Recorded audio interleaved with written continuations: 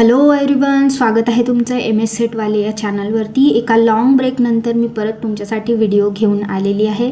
MS सेटसाठी आपण prepare करतोय आणि आजच्या व्हिडिओमध्ये मी घेऊन आले आहे DI म्हणजेच डेटा इंटरप्रिटेशन म्हणजेच डेटा व्याख्याचे महत्त्वाचे प्रश्न, जे आपण इझी ट्रिक्स आणि टिप्स सोबत सॉल्व करणार आहोत, जेणेकरून तुम्हाला पटकन क्वेश्चन सॉल्व करता येतील एक्झाममध्ये आणि पटकन उत्तर तुमचं निघेल। ओके, तर व्हिडिओ शेवटपर्यंत बघा। डेटा इंटरप्रिटेशनमध्ये म्हणजेच डेटा व्याख्यामध्ये तुम्हाला माहिती असे आपले जे आहेत ते आपल्याला डेटा दिलेला असतो, रेशो असतो, त्या total numbers of male female म्हणा किंवा एम्प्लॉईज किंवा असा आपल्याला अशा प्रकारचा डेटा आपल्याला दिलेला असतो, त्याच्यावरनं आपल्याला क्वेश्चन विचारले जातात आणि आपल्याला जे आहे ते उत्तर आपलं काढावं लागतं। ओके, आणि दुसरा प्रकार म्हणजे आपल्याला पाय चार्ट दिलेला असतो, तर पाय चार्टचे पण आपण क्वेश्चन या व्हिडिओमध्ये बघणार आहोत। ओके, तर व्हिडिओ स्टार्ट करूया। ओके, तर क्वेश्चनकडे वळण्याच्या आधी तुम्ही जर या चॅनलवर नवीन असाल तर चॅनलला सबस्क्राईब करा आणि बेल बटन प्रेस करा, जेणेकरून येणाऱ्या व्हिडिओजचे नोटिफिकेशन तुमच्यापर्यंत पोहोचतील आणि महत्त्वाचे व्हिडिओज जे आहे ते तुमच्याकडनं मिस होणार नाही। ओके, आणि तुमचे जे फ्रेंड्स असतील जे MS सेटसाठी प्रिपेअर करतात आहे त्यांच्यासोबतही हे व्हिडिओ शेअर करा, त्यांच्यासाठी हे खूप हेल्पफुल होतील, त्यांना एक्झाममध्ये ह्याची खूप हेल्प होईल। ओके, तर स्टार्ट करूया। जून 2019चे हे क्वेश्चन्स आहेत बघा। इथं दिलेला आहे question number 32 to 33 are based on the following information. ही इन्फॉर्मेशन म्हणजेच हा डेटा आपल्याला दिलेला आहे। ह्याच्यात काय दिलेलं आहे आपल्याला? स्टेट दिलेले आहेत ABCDE, हे स्टेट्स आहेत, 5 स्टेट्सची नावं दिलेली आहेत। त्याच्यानंतर आपल्याला इथं दिलेलं आहे total number of male and female employee. Okay, तर टोटल नंबर मेल आणि फिमेल एम्प्लॉई किती आहे त्यांचे टोटल नंबर दिलेले आहे, स्टेट निहाय जे आहे त्यांचे नंबर दिलेले आहे। त्याच्यानंतर आपल्याला इथं रेशो दिलेला आहे की मेल इज टू फिमेलचा रेशो किती आहे, तर प्रत्येक स्टेटमध्ये हा वेगवेगळा रेशो आपल्याला दिलेला आहे। त्याच्यानंतर percentage of post graduate among total employee, तर टोटल एम्प्लॉईमधले जे पोस्ट ग्रॅज्युएट एम्प्लॉई आहे त्यांचे पर्सेंटेज इथे दिलेले आहे। ओके, मराठीत पण हा सेम डेटा आपल्याला दिलेला आहे इथे, तर त्याच्यावरनं आपल्याला क्वेश्चन सॉल्व करायचे आहे। तर ह्यातला फर्स्ट क्वेश्चन बघूया आपला काय आहे ते। ओके, तर find the number of male employees in state D। State D मधले म्हणजेच D राज्यातले पुरुष नोकरदारांची संख्या आपल्याला काढायची आहे। तर कशी काढायची? सगळ्यात पहिलं आपल्याला जावं लागणार आहे स्टेट D वर। ओके, स्टेट D वर आपल्याला इथं total number of male and female employee दिलेले आहे 40,000। ओके, तर टोटल नंबर आपल्याकडे मेल अँड फिमेल एम्प्लॉई आहे 40,000। त्याच्यानंतर आपल्याला 14:6 चा रेशो दिलेला आहे, 14:6 चा रेशो दिलेला आहे, ज्यामध्ये 14 हे जे आहे हा मेलचा रेशो आहे आणि 6 हा जो आहे हा फिमेलचा रेशो आहे। जेव्हा आपल्याला असा रेशो दिलेला असतो तेव्हा हे जे 14 + 6 हे किती होतात? 20। ओके, म्हणजे ह्याच्या पुढे आपल्याला मेल आणि फिमेलची संख्या जर काढायची असेल तर आपल्याला 14 / 20 किंवा 6 / 20 असं सॉल्व करावं लागेल।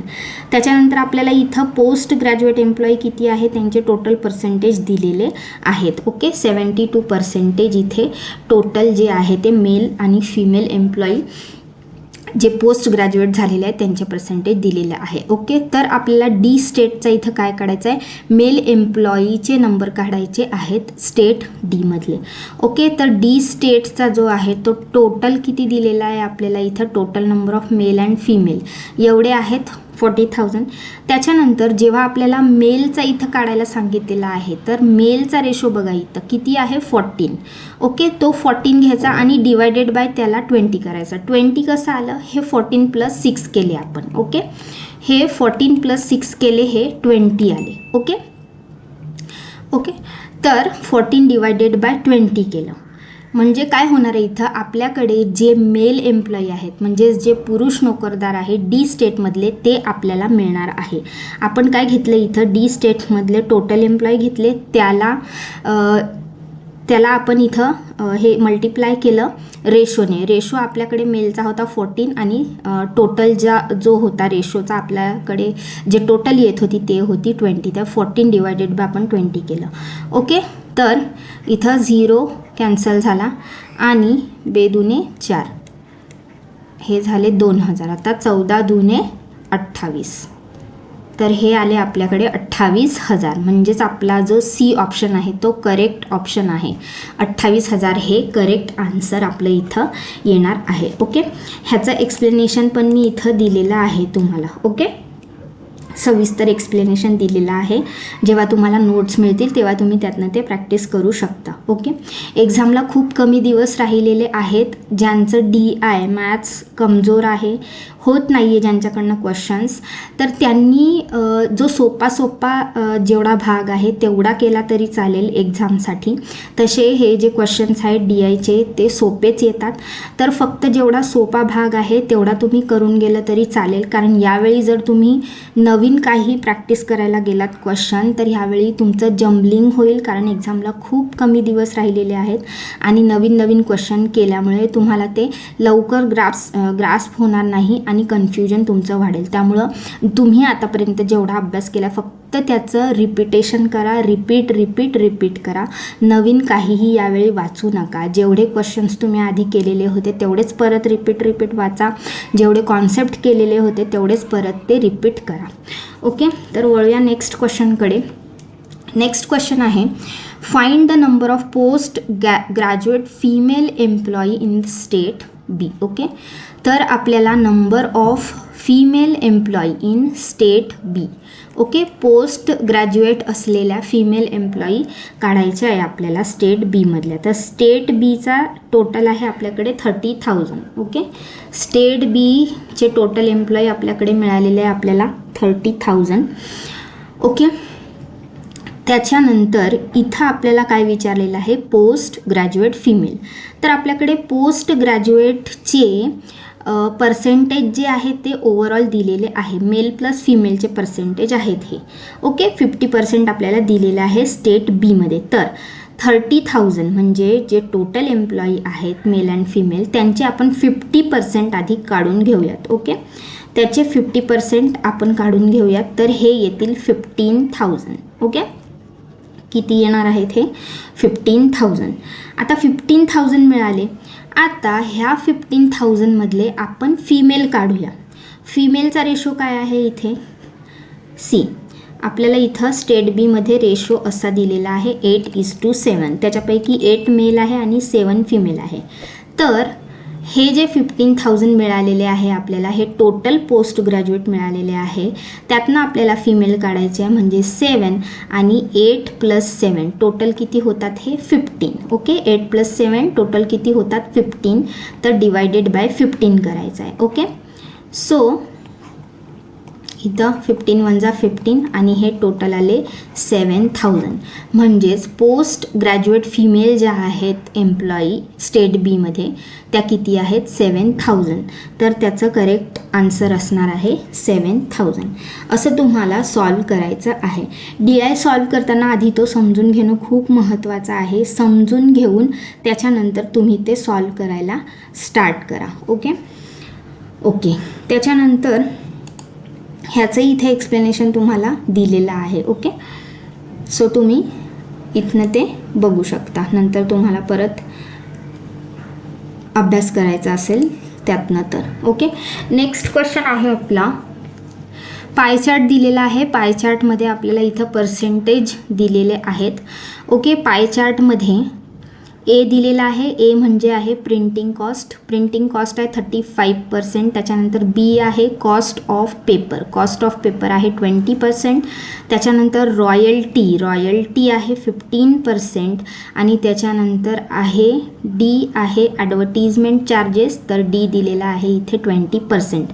आणि ई म्हणजे अदर चार्जेस दिलेले आहे एक्स. ओके, अदर चार्जेस आपल्याला दिलेले नाही आहे, ते आपल्याला काढायचे आहे. तर ह्याच्यावर क्वेश्चन कसे विचारलेले आहेत बघूयात.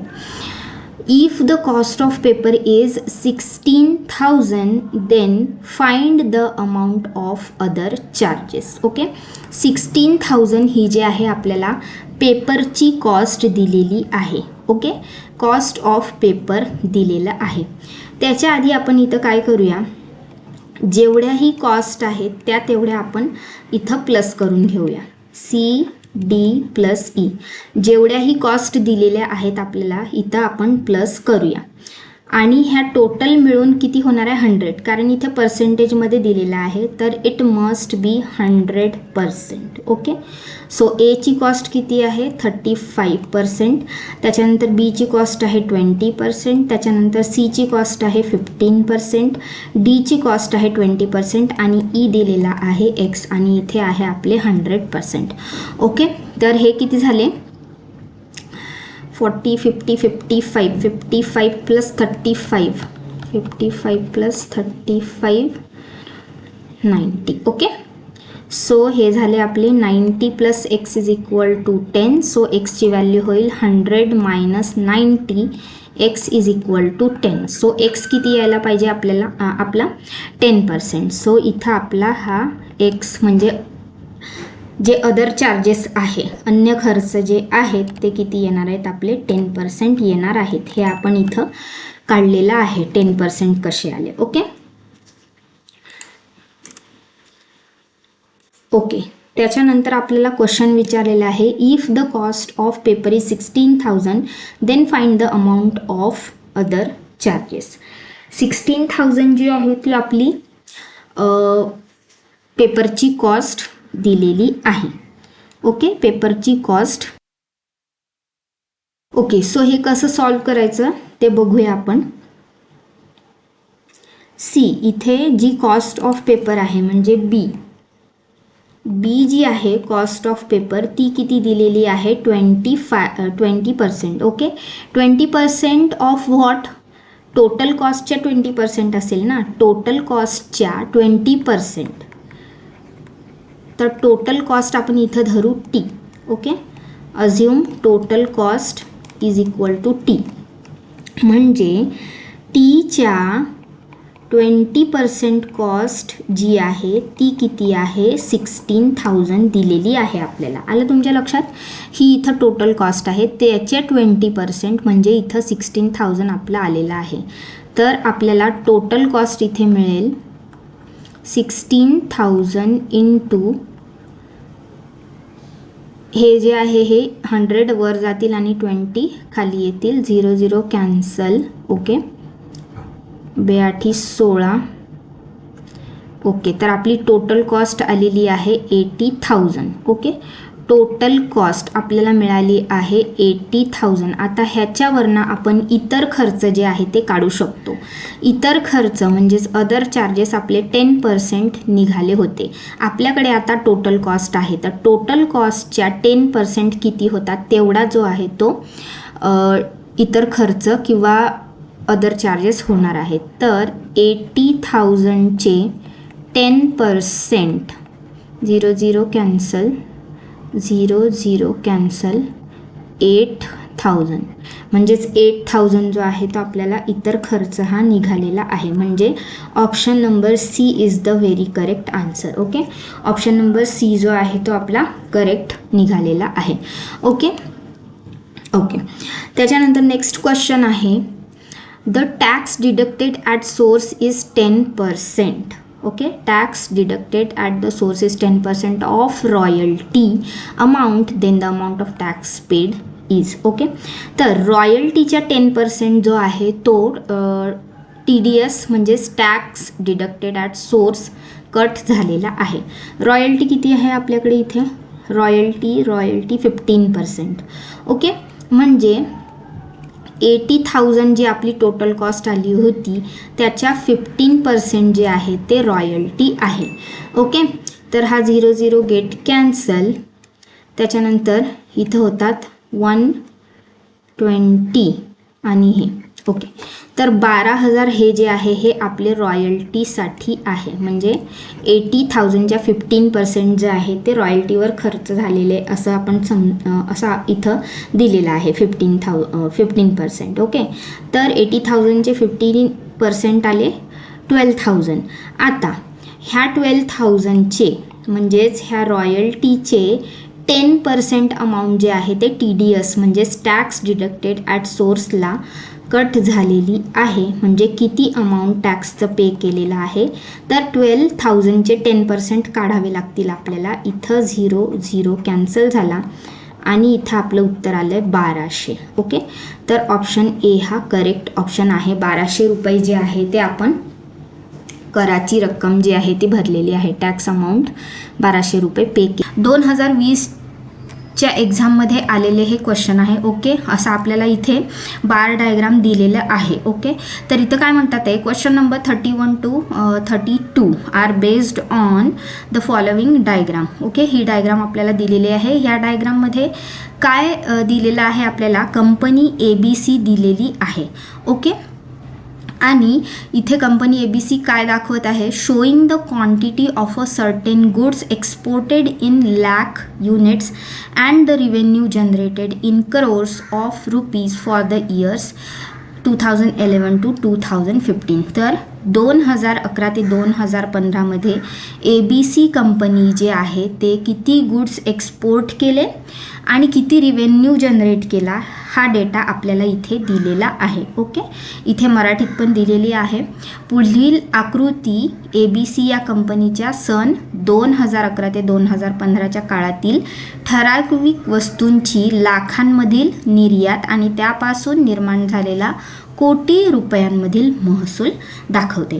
तर ह्याच्यावर बेस्ड आपले जे आहेत ते पुढचे क्वेश्चन्स असणार आहेत, ते आपण बघूयात. ओके, तर पहिला क्वेश्चन आहे ह्याच्यावर, what is the average, average means arithmetic mean, per unit revenue generated during 2011 to 2015. Okay, 2011 ते 2015 या काळातील प्रतिवस्तू सरासरी महसूल निर्मिती किती आहे, हे आपल्याला इथं फाइंड आउट करायचं आहे. ओके, तर आपण जेव्हा average per unit revenue generated जेव्हा आपल्याला काढायचा आहे, तर त्यासाठी आपल्याकडे एक फॉर्म्युला आहे. काय फॉर्म्युला, आपल्याला काय करावं लागणार आहे, जो टोटल रिव्हेन्यू आहे 2011 ते 2015 या कालावधीतला जो टोटल रिव्हेन्यू आहे त्याला डिवायडेड बाय आपली जी टोटल क्वांटिटी एक्सपोर्ट केलेली आहे ABC कंपनीने, त्याने आपल्याला डिवाइड करावं लागणार आहे. तर तुम्हाला ॲव्हरेज पर युनिट रिव्हेन्यू काढण्यासाठी, okay, average per unit revenue काढण्यासाठी आपल्याकडे फॉर्म्युला आहे total revenue. Okay, total revenue divided by total quantity exported, म्हणजे किती क्वांटिटी टोटलमध्ये 2011 ते 2015मध्ये एक्सपोर्ट केलेली आहे त्याने आपल्याला डिवाइड करायचा आहे, जो काही आपला रिव्हेन्यू जनरेट झालेला आहे तो. ओके, सो टोटल रिव्हेन्यू किती जनरेट झाला ते आपण आधी बघून घेऊयात. ओके, तर 2011मध्ये किती आहे आपला रिव्हेन्यू आहे 20, त्याच्यानंतर 12मध्ये आहे 15, त्याच्यानंतर आहे 35, 40 आणि 50. ओके, तर हे किती होणार आहेत, 6 4 10 3 13 आणि हे 3. ओके, सो इथे झालेले आपले 160. ओके, तसंच आपण ह्याची पण टोटल बघूया. क्वांटिटी एक्सपोर्टेडची टोटल काय, 10 + 5 15, 15 + 15 30, 30 + 20 50 अँड 50 + 30 80. ओके, सो 160/80 असं आपल्याला इथं करावं लागणार आहे. 160 टोटल रिव्हेन्यू जनरेटेड आहे आपला आणि टोटल क्वांटिटी एक्सपोर्टेड आहे 80. तर ह्याचा आन्सर येणार आहे 2. ओके, तर ऑप्शनमध्ये आपल्याला इथं सिमिलर आन्सर दिसते. बी ऑप्शनमध्ये बघा ₹200. ओके, ₹200. इथं आपला आन्सर जरी 2 येत असलं तरी ऑप्शनमध्ये आपल्याला 200 दिलेलं आहे, कारण इथे जी क्वांटिटी आपल्याला दिलेली आहे डेटामध्ये ती लॅक्स आणि क्रोर्समध्ये आहे. ओके, सो त्यामुळे इथं ₹200 असा आपला आन्सर इथं आलेला आहे. ओके, एवढं सोपं आहे. ॲव्हरेज पर युनिट रिव्हेन्यू जर आपल्याला काढायचा असेल तर टोटल रिव्हेन्यू जो जनरेट झालेला आहे आपल्याला ह्या डेटामध्ये जो दिलेला आहे टोटल रिव्हेन्यू जनरेटेड, त्याला डिवाइड करायचं आपल्याला जी टोटल क्वांटिटी एक्सपोर्ट झालेली आहे त्याने. Okay, fine. Okay, next question बघूया. इथे तुम्हाला कंप्लीट डिटेलमध्ये आन्सर दिलेला आहे. ओके, जेव्हा तुम्हाला ही PDF मिळेल तेव्हा तुम्ही त्यातनं ती प्रॅक्टिस करू शकता. ओके, सो नेक्स्ट क्वेश्चन आहे, in which year the revenue generated per unit exported is maximum. Okay, तर इथं आपल्याला काय फाइंड आउट करायचं आहे, रिव्हेन्यू जो जनरेट झालेला आहे पर युनिट तो कुठल्या इयरमध्ये मॅक्झिमम आहे. तर इथं आपल्याला काय करावं लागणार आहे, प्रत्येक इयरमध्ये रिव्हेन्यू जनरेटेड पर युनिट जो आहे तो आपल्याला काढावं लागेल आणि आपल्याला कम्पेअर करावं लागणार आहे. ओके, तर आपल्याकडे डेटा जो आहे तो 2011 पासून ते 2015 पर्यंतचा डेटा आहे, बरोबर. पण इथं ऑप्शन्समध्ये बघा तुम्ही, इथं 2012 ते 15 असे ऑप्शन्स दिलेले आहेत. तर आपण प्रत्येक ऑप्शनचा फक्त काढून बघायचा आहे. ओके, आपण प्रत्येक ऑप्शनमधले हे जे इयर दिलेले आहे तेवढ्याच इयरसाठी आपण काढायचं आहे. 2011चा काढायचा नाही आहे, कारण आपल्या ऑप्शनमध्ये तो नाही आहे. काढूनही काय ते जे आहे आपला वेळ जाणार आहे त्यात, त्यामुळं जे ऑप्शन्स आपल्याला दिलेले आहे आपण त्यातनंच आन्सर फाइंड आउट करूयात. Okay, so revenue generated per unit काढण्यासाठी जो आपण आधी फॉर्म्युला यूज केलेला होता तोच यूज करायचा आहे, फक्त आपल्याला पर इयर वाईज काढायचा आहे आता. ओके, म्हणजे 2012मध्ये जनरेट झालेला रिव्हेन्यू डिवायडेड बाय 2012मध्ये एक्सपोर्ट झालेली क्वांटिटी असं आपल्याला करायचं आहे. तर 2012मध्ये 15 जे होते ते रिव्हेन्यू जनरेट झाला होता आणि त्याच्यानंतर क्वांटिटी जी एक्सपोर्ट झाली होती ती होती 5.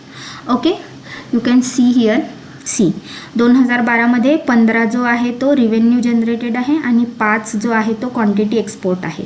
ओके, तर आपण 15 डिवायडेड बाय 5 असंच इथं काय येणार, 35 डिवायडेड बाय 15. त्याच्यानंतर 2014मध्ये 40 डिवायडेड बाय 20 आणि 2015मध्ये 50 डिवायडेड बाय 30 असं होणार आहे. ओके, तर इथं मी सॉल्व करते. ओके ओके, तर इथे आन्सर येईल 3. त्याच्यानंतर बी ऑप्शन बघूया.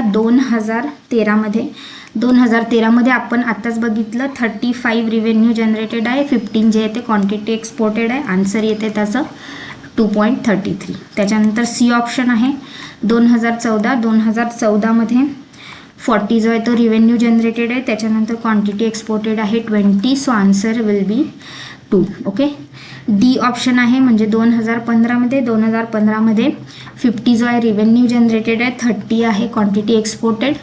ओके, ह्याचा आन्सर येणार आहे 1.66. ओके, तर revenue generated per unit exported is maximum in which year. तर मॅक्झिमम आपल्याला दिसतं इथं 3, म्हणजे कोणतं इयर, 2012. ओके, कोणत्या वर्षात निर्यात प्रतिवस्तू महसूल निर्मिती कमाल म्हणजे जास्त कुठं झालेला आहे, मॅक्झिमम कुठं आहे, इथं 2012मध्ये. तर हे 2012 आपलं करेक्ट ऑप्शन आहे. ओके ओके, इथं डिटेलमध्ये सोल्युशन दिलेलं आहे. इथं 2011मध्ये पण काढलेलं आहे. ओके, हाच फॉर्म्युला जो आपण आधीच्या क्वेश्चनमध्ये यूज केला होता, revenue per unit, revenue generated divided by quantity exported, हाच फॉर्म्युला आपल्याला इथं यूज करायचा आहे. ओके ओके, नेक्स्ट क्वेश्चन बघूयात. नेक्स्ट क्वेश्चनमध्ये आपल्याला इथं दिलेलं आहे, the following is the information about area of states and population. Okay, states दिलेल्या आहे आणि त्यांच्या पॉप्युलेशन्स दिलेल्या आहे. स्टेट दिलेल्या आहेत इथं आपल्याला, तर ABCD अशा स्टेट्स दिलेल्या आहेत आणि त्यांचा एरिया दिलेला आहे स्क्वेअर किलोमीटरमध्ये आणि पॉप्युलेशन दिलेली आहे लॅक्समध्ये. ओके, तर 80,000 स्क्वेअर किलोमीटर आहे आणि 16 लाख त्याची पॉप्युलेशन आहे. अशा सगळ्या स्टेटच्या पॉप्युलेशन्स दिलेल्या आहे with square kilometre areas. Okay, तर इथं क्वेश्चन विचारलेलं आहे, which is the most thickly populated state. मराठीमध्ये इथं दिलेला नाही आहे मी क्वेश्चन. थिकली पॉप्युलेटेड म्हणजे जास्त लोकसंख्या. ओके, जास्त लोकसंख्या असलेला स्टेट कुठला, असा इथं क्वेश्चन विचारलेला आहे. ओके, तर कुठल्या एरियामध्ये जास्त लोकसंख्या असणार आहे हे आपण कसं कम्पेअर करायचे, तर आपल्याला जी गिवन पॉप्युलेशन आहे त्याला डिवायडेड बाय एरिया करायचा आहे. म्हणजे आपली पर स्क्वेअर किलोमीटर मागे किती पॉप्युलेशन राहतीये पर स्क्वेअर किलोमीटरमध्ये, हे आपलं आन्सर निघणार आणि त्याच्यानंतर आपण ते कम्पेअर करू आणि कम्पेअर केल्यानंतर आपल्याला जे आहे ते थिकली म्हणजे जास्त लोकसंख्या कुठल्या स्टेटमध्ये आहे ते आपल्याला कळणार आहे. ओके, तर ऑप्शन इथे ABCDs दिलेले आहे, तर ऑप्शन वाईजच आपण जाऊया. तर ए स्टेटमध्ये फॉर्म्युला कुठला यूज करायचा आहे? सी, फॉर्म्युला हा आहे आपला population. Okay, population divided by area. Population divided by area हा आपला फॉर्म्युला असणार आहे. Population divided by area. Okay okay. So A ची पॉप्युलेशन किती आहे? 16 lakhs. तर हे इथं पूर्ण 16 lakhs आपण लिहून घेऊया. त्याला डिवायडेड बाय एरिया आहे 80,000. Okay okay. सो 8 एक 8, 8 2 16. इथं 4 0 get cancel, 4 0 will get cancel. इथं आले 20. ओके, असं आपल्याला काढायचं. पॉप्युलेशन डिवायडेड बाय एरिया करत जायचं आणि आन्सर काढत जायचा. बी आहे, बी मध्ये 10 लाख आहे. ओके, 10 लाख आहे पॉप्युलेशन. हे झाले आपले 10 lakh divided by 50,000. Okay, so इथं पण आपला आन्सर येणार आहे 20. त्याच्यानंतर सी, सीचं दिलेलं आहे 4 लाख डिवायडेड बाय 10,000. ओके, ह्याचा आन्सर येणार आहे 40. अँड डीचं दिलेलं आहे 3 लाख डिवायडेड बाय 5,000. याचा आन्सर येणार आहे 60. ओके, आता हे जे 20, 40, 60 आलेले आहे हे काय? Per square kilometre. Per square किलोमीटरमध्ये एवढे लोक राहतात. ओके, म्हणजे ह्याचा अर्थ आहे 60 पीपल पर स्क्वेअर किलोमीटर. एका पर स्क्वेअर किलोमीटरमध्ये 60 लोक जे आहेत ते राहतात आहे. म्हणजे इथं मॅक्झिमम कुठं राहतात ते लोक? डी स्टेटमध्ये. ओके, तर ह्याचं largest observations are 20 and 60 respectively. If we ignore the smallest and the largest observations then the arithmetic mean of the remaining observations. आणि ऑप्शनमध्ये आपल्याला इथं दिलेलं आहे will increase, will decrease, will not change, cannot be obtained due to insufficient data. Okay okay. मराठीत दिलेलं आहे बघा इथे 12 निरीक्षणांचे गणित मध्य 40 आहे. किमान आणि कमाल निरीक्षणे अनुक्रमे 20 आणि 60 आहेत. जर आपण किमान व कमाल निरीक्षणे वगळली तर उरलेल्या निरीक्षणांचे गणित मध्य वाढेल, घटेल, बदलणार नाही किंवा अपुऱ्या सामग्रीमुळे काढता येणार नाही. असे ऑप्शन आपल्याला इथे दिलेलं आहे. ओके, तर आपल्याला इथे काय करायचं आहे? आपल्याला मीन दिलेला आहे. मीन दिलेला आहे म्हणजे आपल्याला मध्य दिलेला आहे. तर मीन जेव्हा आपण काढतो तेव्हा त्याचा फॉर्म्युला आपण काय यूज करतो? Sum of observations. Okay, mean is equal to sum of observations divided by number of observations. Okay, sum of observation divided by number of observation. म्हणजे जेवढे आपल्याला ऑब्झर्वेशन्स दिसतात आहे त्याची सम आणि डिवायडेड बाय जो काउंट असेल त्याने आपण तो डिवाइड करतो. म्हणजे इथे काय आपल्याला 12 ऑब्झर्वेशन्स आपल्याला दिसतात आहे. ओके, आणि त्याचा मीन आहे 40. म्हणजे इथं आपल्याकडे मीन आहे 40, सम आपल्याकडे नाही आहे. 12 ऑब्झर्वेशनची सम नाही आहे आपल्याकडे, म्हणून सम आपण इथे असंच ठेवू. आणि किती ऑब्झर्वेशनचा मीन होता तो 12 ऑब्झर्वेशनचा, राईट. सो इथं डिवायडेड बाय 12. तर आपल्याकडे सम येईल, sum is equal to 40 into 12 is equal to 480. Okay, तर सम आपल्याकडे काय आली? इथे 480 सम आलेली आहे.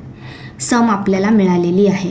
आता पुढं काय म्हणतात ते इथे? The smallest and the largest observations are 20 and 60 respectively. If we ignore the smallest and the largest observation then the arithmetic mean of the remaining observation. Okay, तर हा जो लार्जेस्ट आणि स्मॉलेस्ट आपल्याला दिलेला आहे हे वगळून आपला जो मीन आहे तो सेम राहतोय, वाढतोय का, चेंज होत नाही आहे त्यात, हे आपल्याला बघायचं आहे. ओके, तर आपल्याला इथे काय करायचं आहे? सम आपल्याला दिलेली आहे इथे 480.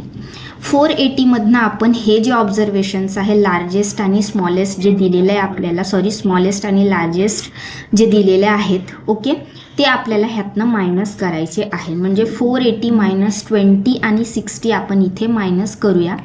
तर आपल्याकडे उरणार आहे सम 400, राईट. 400 सम आपल्याकडे उरणार आहे. आणि हे 2 नंबर आपण इथनं मायनस केले म्हणजे जे 12 ऑब्झर्वेशन होते त्यातनं पण 2 ऑब्झर्वेशन मायनस होईल. आता 12 ऑब्झर्वेशन होते त्यातनं हे 2 आपण मायनस केले तर इथं पण 2 ऑब्झर्वेशन मायनस होतील म्हणजे 10 ऑब्झर्वेशन आता आपल्याकडे उरतील. आता आपल्याला काढायचा आहे मीन 10 ऑब्झर्वेशन्सचा. सम आहे आपल्याकडे 400 आणि ऑब्झर्वेशन्स आहेत आपल्याकडे 10, तर मीन आपला इथं किती येणार आहे 40. ओके, जरी आपण 20 आणि 60 हे जरी इग्नोर केले म्हणजे आपण इथं मायनस केले तरी आपला मीन 40 राहतोय म्हणजे आपला मध्य सेम राहतोय, त्यात चेंज होत नाहीये.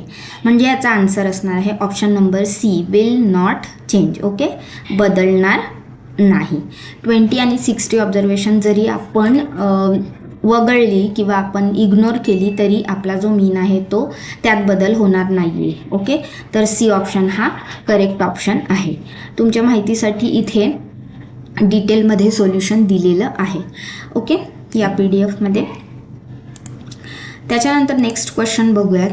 नेक्स्ट क्वेश्चनमध्ये असले बार डायग्राम आपल्याला दिलेली आहे ही, आणि हे क्वेश्चन दिलेले आहे 2, त्याच्यावर आपल्याला सॉल्व करायचे आहे.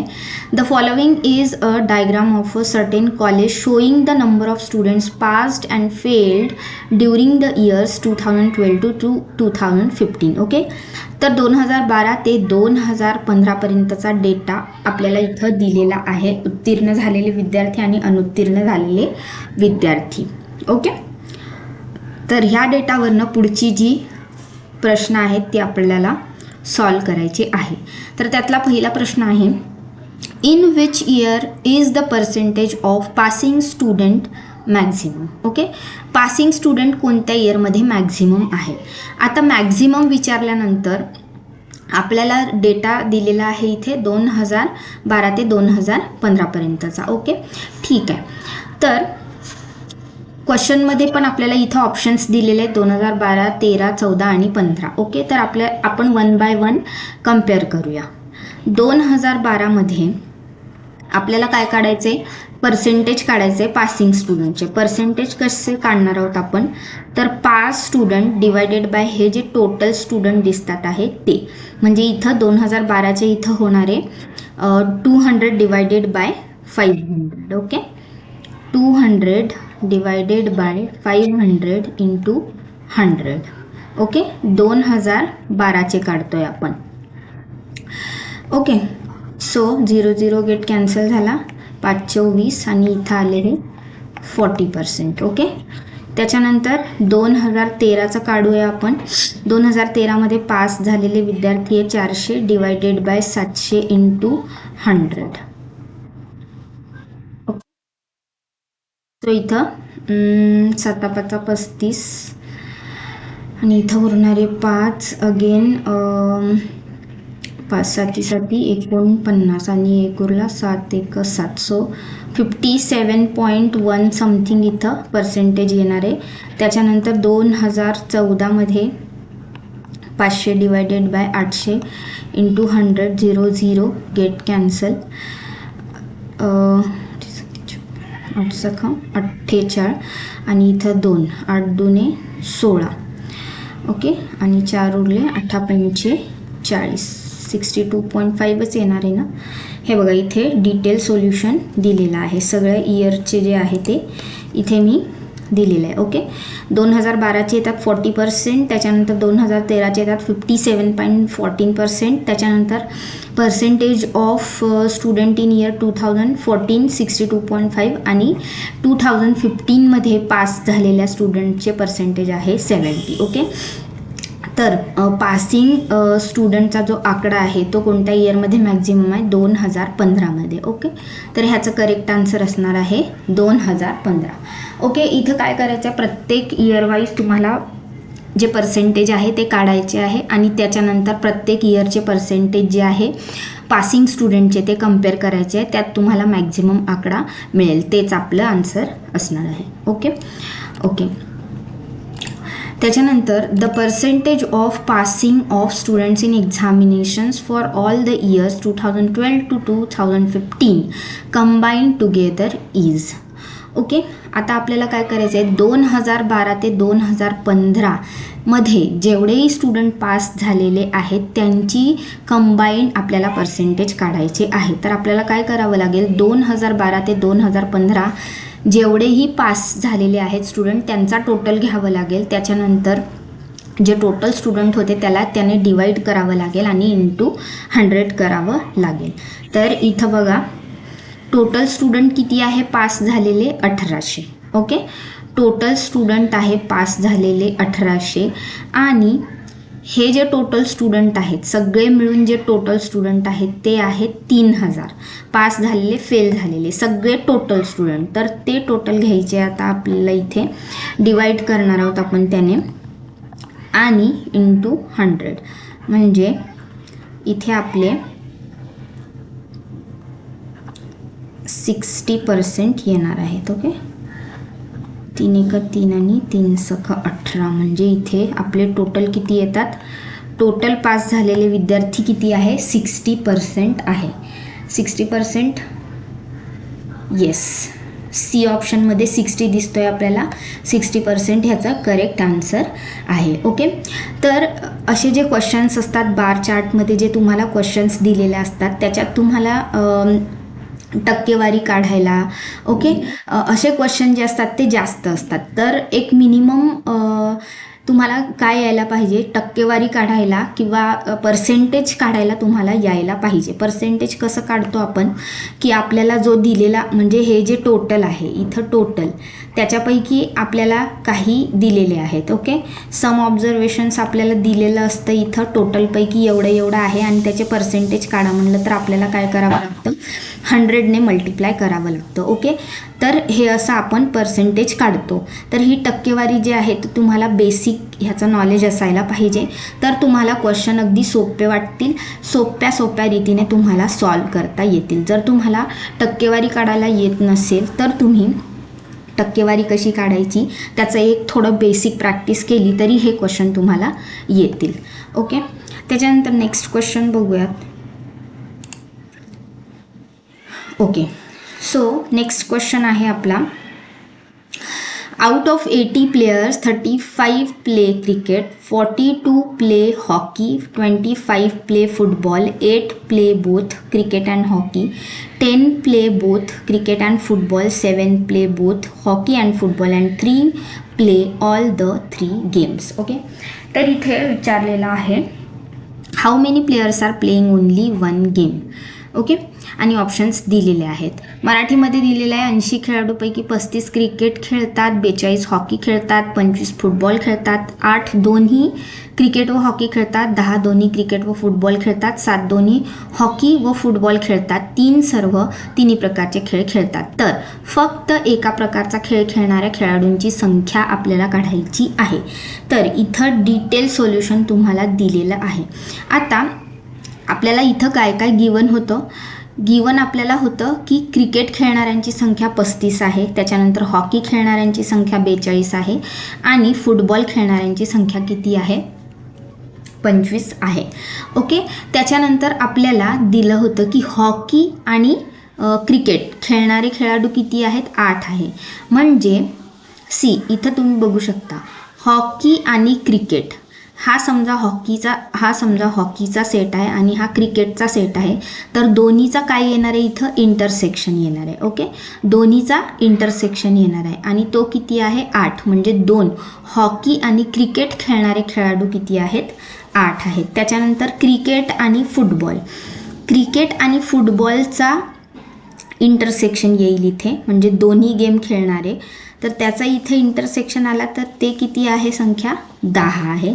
त्याच्यानंतर हॉकी आणि फुटबॉल खेळणाऱ्यांची संख्या आहे 7 आणि तिन्ही गेम खेळणाऱ्यांची संख्या म्हणजे तिन्हीचा इंटरसेक्शन येईल तर त्यांची संख्या आहे 3. ओके, असं आपल्याला एक गणित इथं करायचं आहे. त्याच्यानंतर ओनली हॉकी खेळणारे कसं काढणारे आपण, ओनली हॉकी खेळणारे. आता आपल्याला काय हवे, हे तिन्ही सेपरेट गेम आहेत, हॉकी, क्रिकेट आणि फुटबॉल. तर आपल्याला प्रत्येक ओन्ली वन गेम म्हणजे फक्त एक गेम खेळणारे जे आहेत प्लेयर्स ते काढायचे, त्यांची संख्या काढायची आहे. तर ओन्ली हॉकी खेळणारे पहिले आपण इथं काढणार आहोत. तर हॉकी खेळणारे टोटल आहे इथं 42. ओके, म्हणजे पहिले हॉकी खेळणारे, त्याच्यानंतर त्यातनं मायनस होईल हॉकी आणि क्रिकेट खेळणारे, त्यातनं पण मायनस होणार हॉकी आणि फुटबॉल खेळणारे, आणि प्लस तीनही गेम खेळणारे. ओके, असं आपलं ते ओन्ली हॉकी खेळणारे प्लेयर्स जे आहेत ते निघणार आहेत. ओके, तर इथे काय आहे, असे हे तिन्ही गेम खेळणाऱ्यांचे हे जे समीकरण आहेत ते आपण इथं मांडून घेतले आधी. ओके ओके, तर क्रिकेट खेळणाऱ्यांमधनं पण तसं आहे, हॉकी आणि क्रिकेट खेळणारे मायनस होणार, त्याच्यानंतर क्रिकेट आणि फुटबॉल खेळणारे मायनस होणार, आणि त्याच्यात काय प्लस होणार आहे, तिन्ही गेम खेळणारे प्लस होणार आहे. त्याच्यानंतर फुटबॉल खेळणाऱ्यांमधनं हॉकी फुटबॉल खेळणारे मायनस, हे जे आहेत क्रिकेट फुटबॉल खेळणारे मायनस, आणि तिन्ही गेम खेळणारे त्याच्यात प्लस होणार आहेत. ओके, आता ओन्ली वन गेम खेळणारे, तर ह्या तिन्हीची प्लस म्हणजे क्रिकेट हॉकी आणि फुटबॉल खेळणारे त्यांची प्लस, त्याच्यानंतर त्यातनं मायनस, हे दोन सेट दिसतात आहे, हे बघा इथे तुम्हाला NH इंटरसेक्शन C. ओके, तर हॉकी आणि क्रिकेटचा इंटरसेक्शन खेळणारे दोन सेट आहेत आपल्याकडे म्हणून इथं 2 आले. त्याच्यानंतर हॉकी आणि फुटबॉलचे पण इथे 2 सेट आहेत म्हणून इथं 2 आले, हे प्लस होणार आहेत इथे, आणि हे क्रिकेट आणि फुटबॉल खेळणारे. ओके, हे क्रिकेट आणि फुटबॉल खेळणारे हे 2 आहेत, हे प्लस होणार आहेत. ओके, त्याच्यानंतर प्लस 3 वेळा आपल्याकडे जे आहे ते हे 3 गेम खेळणारे 3 वेळा आले. ओके, तर असं आपलं हे इक्वेशन करून आपल्याला ओन्ली वन गेम खेळणारे प्लेयर्स आहेत ते मिळणार आहेत. तर ह्याची सगळी कॅल्क्युलेशन केल्यानंतर 61 प्लेयर्स जे आहेत ते आपले ओन्ली वन गेम खेळणारे आपल्याला इथं मिळालेले आहेत. ओके, आय होप तुमच्या लक्षात आलं असेल इथं काय केले. पहिले तिन्ही गेम खेळणारे जी संख्या होती ती आपण इथं मांडून घेतली, जे आपल्याला गिवन होतं. त्याच्यानंतर जे 2 गेम खेळणारे 2 गेम खेळणारे होते प्लेयर्स, त्यांची संख्या इथं केली. 2 गेम खेळणारे म्हणजे काय, तर ते इंटरसेक्शन येणार आहे, हॉकीचा सेट इंटरसेक्शन क्रिकेटचा सेट. ओके, तर हे असं तुम्हाला इथं डायग्राममध्ये मी दाखवलं आहे. ओके, अशा क्वेश्चनची प्रॅक्टिस केल्यानंतर हे तुम्हाला सहज जमतील क्वेश्चन. फक्त क्वेश्चन थोडा समजून घ्यायचा आहे, समजून घेतला एकदा की तुम्हाला ते क्वेश्चन जे आहे ते पटापट सॉल्व करता येतील. ओके ओके, त्याच्यानंतर नेक्स्ट क्वेश्चन बघूया. How many players play exactly 2 games. आता आपण ह्याच्या आधीच्या क्वेश्चनमध्ये काय काढला होता, फक्त एक गेम खेळणारे प्लेयर काढले होते, फक्त ते एक गेम खेळत होते.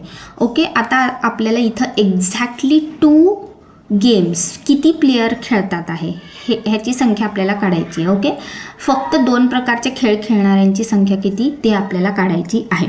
तर आपल्याकडे आता इथं जे आहे ती एक गेम खेळणाऱ्यांची संख्या आहे ऑलरेडी, आपल्याकडे एक गेम खेळणाऱ्यांची संख्या ऑलरेडी आपल्याकडे आहे. 61 प्लेयर्स आहेत, जे 61 प्लेयर्स होते ते काय एकच गेम खेळत होते. ओके, आणि टोटल प्लेयर्स आपल्याकडे किती आहे, टोटल प्लेयर्स किती आहे 80 आहे आपल्याकडे. 80 कसे आले टोटल प्लेयर्स, टोटल प्लेयर्स आपल्याला इथं गिवन आहे C, total players out of 80 players. Okay, out of 80 players म्हणजे 80 ही काय आहे टोटल आपल्याला इथं गिवन आहे. ओके, तर हे 80 प्लेयर्स मायनस 61 म्हणजे ओन्ली वन गेम खेळणारे, आणि हे 3 मायनस केले. 3 का मायनस केले, तर इथं तिन्ही गेम खेळणारे म्हणजे एक गेम खेळणारे आणि 3 गेम खेळणारे इथं मायनस केल्यानंतर आपल्याला एक्झॅक्ट 2 गेम खेळणाऱ्यांची संख्या इथं मिळणार आहे.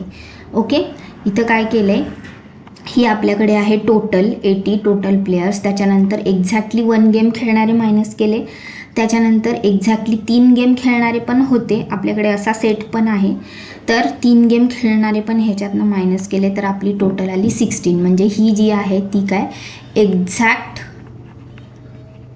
2 गेम खेळणारे of companies of different types in different district of state. Okay, तर डिफरंट टाईपच्या आपल्याला इथं इंडस्ट्रीज दिलेल्या आहेत आणि इथं डिस्ट्रिक्ट दिलेले आहेत. ABCDE हे डिस्ट्रिक्ट आहेत आणि त्या डिस्ट्रिक्टनिहाय आपल्याला इथं जी आहे ती संख्या दिलेली आहे. ओके, कुठल्या डिस्ट्रिक्टमध्ये कुठल्या प्रकारच्या इंडस्ट्रीज ज्या आहेत त्यांची संख्या काय आहे हे इथं दिलेलं आहे आपल्याला. तर या डेटावर आधारित 31 आणि 32 नंबरचा जो क्वेश्चन आहे तो आपल्याला सॉल्व करायचा आहे. Okay, so let's start. Question आहे, for which type of industry the difference between the companies of districts E and B is maximum. मराठीमध्ये जिल्हा E आणि B मधील कोणत्या प्रकारच्या कंपनीच्या संख्येमधील फरक जास्तीत जास्त आहे. आणि इथं कंपन्या आपल्याला दिलेल्या इंजिनिअरिंग व तत्सम, शेतीवर आधारित, रासायनिक उद्योग, वस्त्रोद्योग. ओके, इथं ऑप्शन्स दिलेले आपल्याला engineering and allied, agro based, chemical based, textile based. Okay, तर इथं डेटामध्ये बघूया आपल्याला काय काय विचारलेलं आहे. E आणि B ह्या डिस्ट्रिक्टमध्ये ज्या इंडस्ट्रीज आहेत त्यांच्यातला जो फरक आहे तो कुठल्या इंडस्ट्रीचा जास्त फरक येतोय, मॅक्झिमम कोणत्या इंडस्ट्रीचा आहे. तर इथं आपल्याला ऑप्शनमध्ये काय दिलेलं आहे, engineering and allied, agro based आहे, त्याच्यानंतर केमिकल बेस्ड आहे, त्याच्यानंतर टेक्स्टाईल बेस्ड आहे. तर जे 4 ऑप्शन विचारलेले आहेत आपण फक्त तेवढ्यामधलाच फरक बघणार आहोत, तेवढ्याच इंडस्ट्रीजमधला डिफरन्स आपण बघणार आहोत. बाकीचं सगळं काढत बसण्याची आपली गरज नाही कारण आपला वेळ तिथं खूप जातो. तर इंजिनिअरिंग अँड अलाइडमध्ये आपण बघूया. इंजिनिअरिंग अँड अलाइड कुठे आहे, C. इथं इंजिनिअरिंग अँड अलाइड आहे. इथं 76 आहे बीमध्ये आणि ईमध्ये आहे 166. तर आपल्याला काय करावं लागेल, ए ऑप्शनमध्ये म्हणजे इंजिनिअरिंग अँड अलाइड जिथं आहे तिथं आपल्याला काय करावं लागणार आहे, 166 मायनस 76. 166 मायनस 76 इथं आपण करूयात. ओके, त्याच्यानंतर ॲग्रो बेस्डचं बघूया. ॲग्रो बेस्ड E आणि B डिस्ट्रिक्टमधले, ॲग्रो बेस्ड E आणि B डिस्ट्रिक्टमधले 86 आहे आणि ईमध्ये 165 आहेत. तर इथं 165 मायनस 86. त्याच्यानंतर केमिकल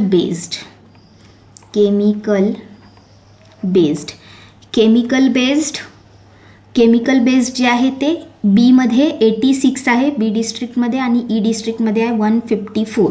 तर 154 मायनस 86 होतील. ओके, 154 मायनस 86 होणार आहे इथे. ओके, त्याच्यानंतर कुठलं दिलेलं आहे, textile, I guess, yes. So इथं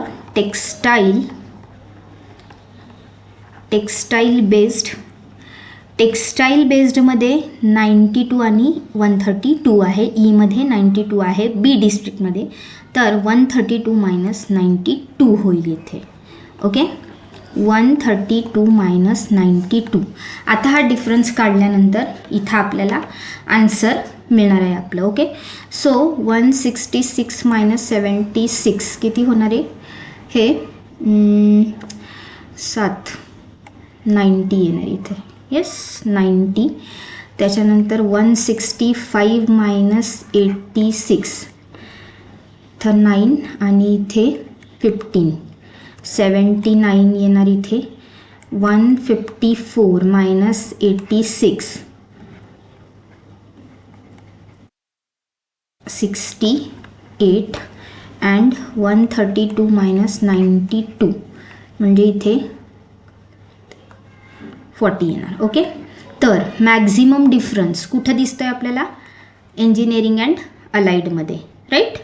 मॅक्झिमम डिफरन्स कुठं आहे, इंजिनिअरिंग अँड अलाइडमध्ये. तर ऑप्शन नंबर ए आपला करेक्ट ऑप्शन असणार आहे. हे मी बरोबर काढले का एकदा तुम्ही चेक करा. आन्सर इंजिनिअरिंग अँड अलाइडच येणार आहे. ओके, नेक्स्ट क्वेश्चन बघूयात. Next question, what is the percentage of agro based industries in district B. District B मधले जे शेतीवर आधारित कंपनी आहे त्याची शेकडेवारी काढायची आहे. ओके, आली परत शेकडेवारी. तुम्हाला पर्सेंटेज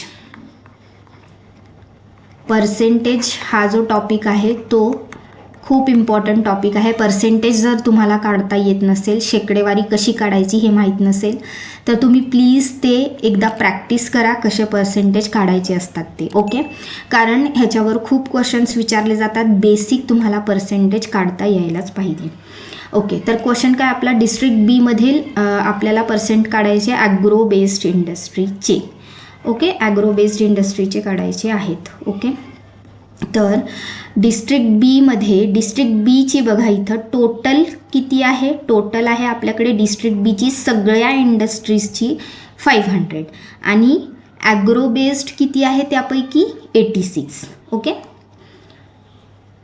ओके, ॲग्रो बेस्ड किती आहे, agro based in state B, agro based आहे 86 आणि total industry in B state किती आहे 500. तर आपल्याला पर्सेंटेज काढायचे आहे. तर 86 डिवायडेड बाय 500 इंटू 100 करावं लागेल आपल्याला. 0 गेट कॅन्सल आणि ह्याचा आन्सर येतं इथे 17.2%. ऑप्शन नंबर बी हा करेक्ट ऑप्शन आपला आहे. कसं काढलं कळलं. इथं जो होता बी स्टेट, त्याच्यापैकी बी स्टेटमध्ये सगळ्या ज्या ह्या टाईप्स ऑफ इंडस्ट्रीज आहे त्यांचे हे जे आकडे दिलेले आहेत त्याची टोटल आपण इथं बघतोय, इथं आपल्याला दिलेली आहे. त्याच्यानंतर बी स्टेटमधली कोणाचं पर्सेंटेज काढायचं आहे, ॲग्रो बेस्डचे काढायचे. म्हणजे आपल्याला काय करावं लागणार आहे, ॲग्रो बेस्डची जी संख्या आहे ती डिवायडेड बाय टोटल संख्या इंटू 100 केलं तर आपलं आन्सर निघणार आहे. ॲग्रो बेस्डचं किती पर्सेंटेज आहे टोटल बी स्टेटमध्ये.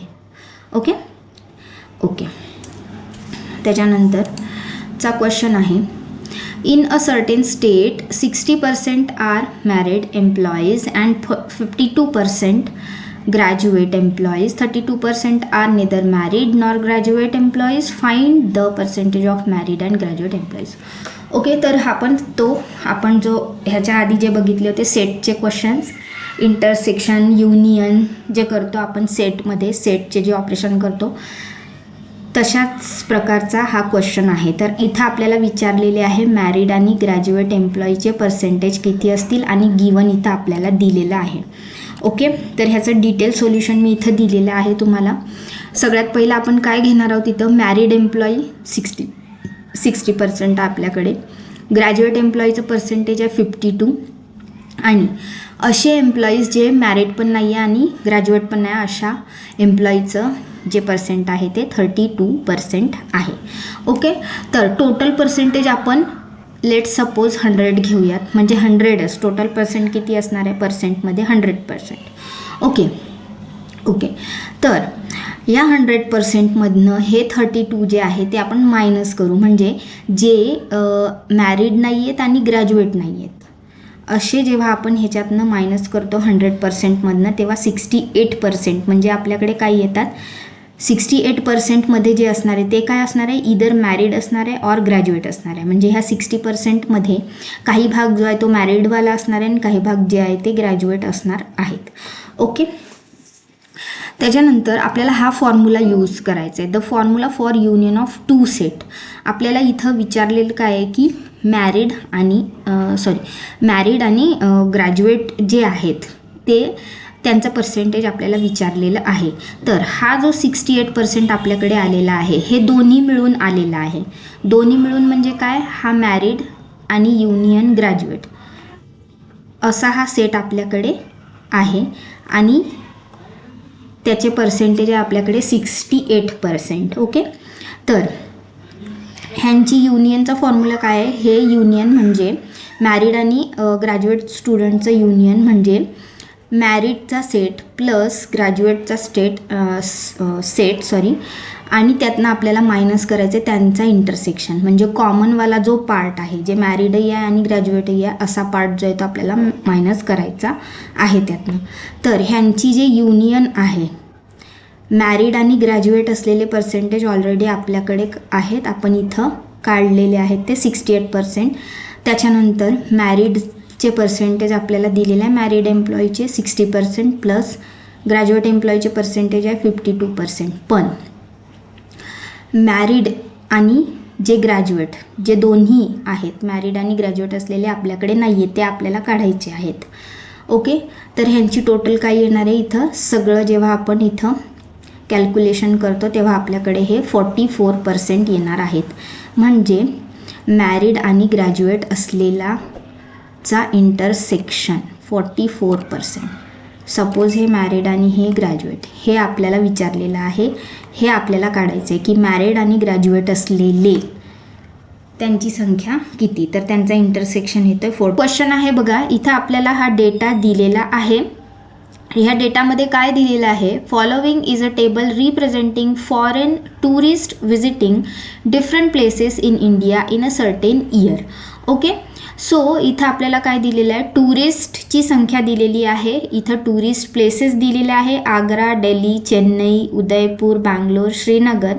आणि इथे कुठले फॉरेन टुरिस्ट जे आहे कुठल्या सिटीला भेट देतात त्यांची संख्या इथं आपल्याला दिलेली आहे. ओके, तर ह्या डेटावरनं आपल्याला जे क्वेश्चन्स आहेत ते सॉल्व करायचे आहेत.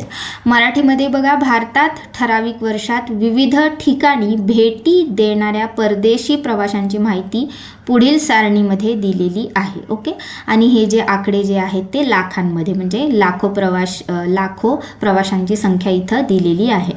ओके, तर क्वेश्चन बघूयात काय आहे, what is percentage of total number of tourist visiting Agra. Okay, total percentage आपल्याला काढायचे आहे जे प्रवासी आग्र्याला भेट देतात त्यांचे. ओके, तर आपल्याला काय करावं लागेल, पहिले तर आपण आग्रा बघूया. आग्रा इथं आहे. ओके, आणि इथं सगळे टुरिस्ट जे आहेत त्यांची संख्या दिलेली आहे आणि टोटल संख्या किती आहे इथं 15 आहे. राईट, टोटल संख्या आहे 15.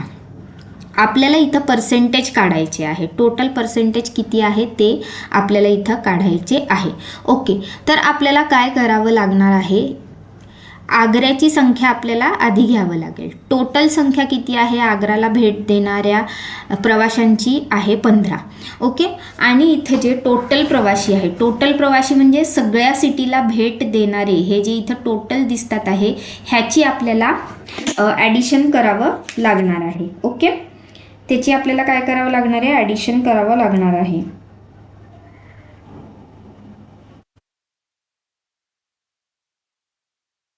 ओके, सो हे सगळे ॲडिशन केल्यानंतर ह्याचे किती येणार आहे, 15 आणि 20 किती होतात, 35, 35 आणि 10 45, 45 प्लस 15. ओके, 45 प्लस 15 हे होतात 60. ओके, तर ह्यांची टोटल संख्या किती होणार आहे 60. तर 15 डिवायडेड बाय 60 आणि आपल्याला काय काढायचे आहे, पर्सेंटेज काढायचे आहे. पर्सेंटेज काढायचे आहे, शेकडेवारी काढायची आहे. शेकडेवारी काढण्यासाठी आपण गुणिले 100 करणार आहोत. ओके, त्याच्यानंतर हा 0 गेट कॅन्सल, 2 त्रिक 6, 2 पंचे 10, 3 एक 3, 3 पाची 15, 5 5 25. ओके, तर आपला आन्सर येत आहे 25%. ओके, 25%. तर आग्र्याला भेट देणाऱ्या टोटल पर्सेंटेज व्हिजिटिंग जे टुरिस्ट आहे त्यांची पर्सेंटेज किती आहे 25%. 25% शेकडेवारी आहे. ओके, ओके, आय होप तुम्हाला हा क्वेश्चन समजला असेल. ओके, नसेल समजला तर तुम्ही रिपीट बघू शकता व्हिडिओ. ओके, बॅकवर्ड जाऊन तुम्ही बघू शकता. त्याच्यानंतर नेक्स्ट क्वेश्चन आहे आपला, which type of tourist found maximum at Delhi. Okay, हा तर आपल्याला बघता क्षणी सॉल्व होणारा क्वेश्चन आहे, खूप सोपा क्वेश्चन आहे. Which type of tourist found maximum at Delhi. दिल्लीमध्ये कोणत्या प्रकारचे प्रवासी सर्वात जास्त आढळतात. आता इथं ऑब्झर्वेशननेच कळणार आहे आपल्याला.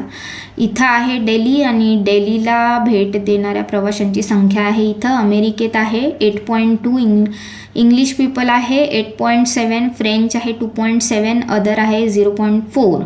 ओके, सो सगळ्यात जास्त इथं कुठले प्रवासी आहेत, इंग्लिश 8.7.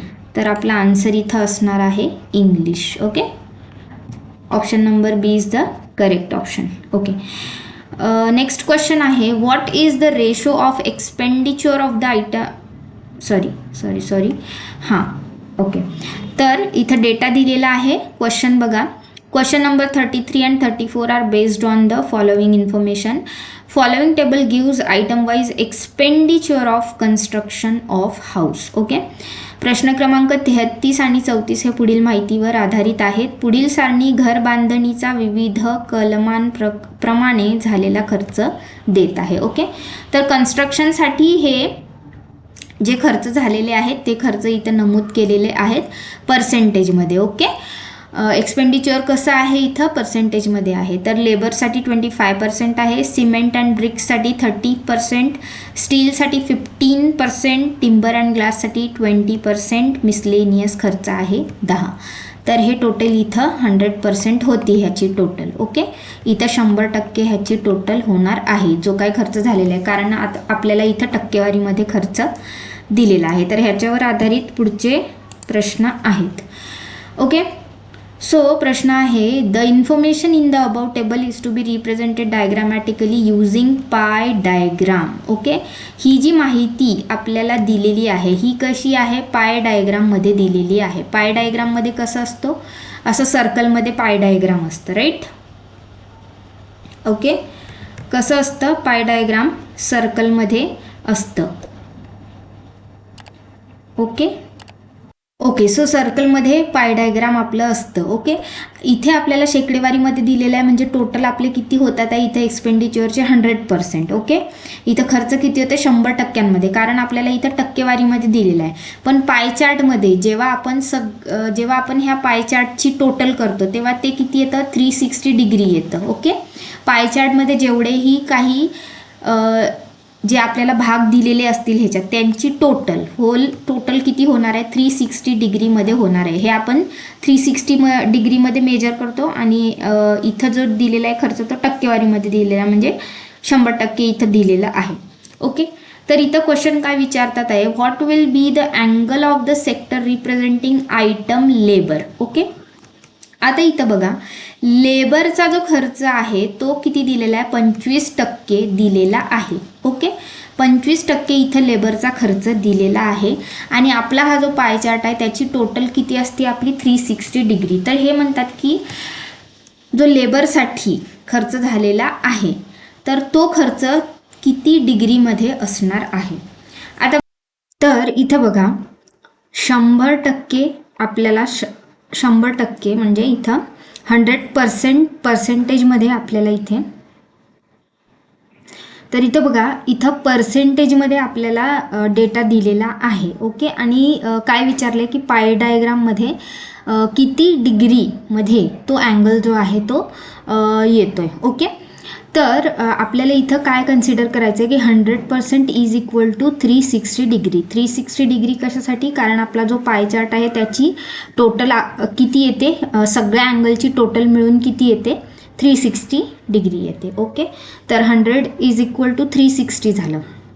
मग आपल्याला एका पर्सेंटसाठी किती डिग्रीचा कोन होतो किंवा किती डिग्रीचा अँगल होतो हे आपल्याला फाइंड आउट करायचं आहे एका पर्सेंटसाठी. तर आपण काय करणार आहोत 360 divided by 100. Okay, 360 divided by 100 केल्यावर किती येणार आहे, एका पर्सेंटसाठी किती येणार आहे 3.6 डिग्रीचा अँगल येणार आहे. ओके, हा एका पर्सेंटसाठी 3.6 डिग्रीचा अँगल येणार आहे.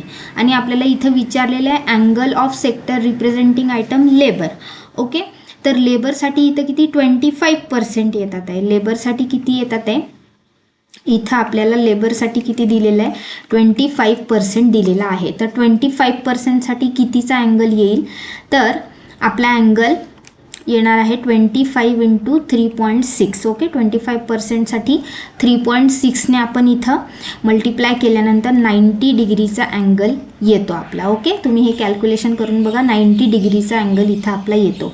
सो सी ऑप्शन जे आहे 90 डिग्री तो एकदम करेक्ट ऑप्शन आपला असणार आहे. Okay okay, so next question बघूयात.